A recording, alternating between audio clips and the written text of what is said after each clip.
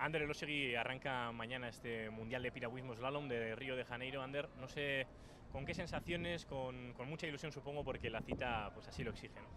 Sí, al final el Campeonato del Mundo es la prueba más importante que tenemos y toda la preparación del año la hacemos enfocada en esta prueba, así que sí, se nota el nerviosismo y bueno, pero ese nerviosismo al final si se puede canalizar en ganas, pues mejor que mejor, y yo creo que bueno, me siento bien y yo creo que va a salir una buena prueba.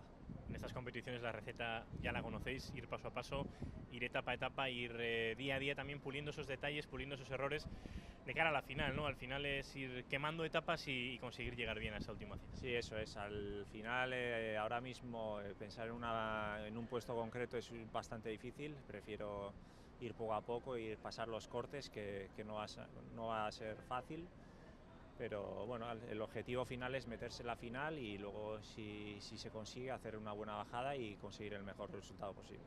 Mucha suerte para estos días. Vale, muchas gracias.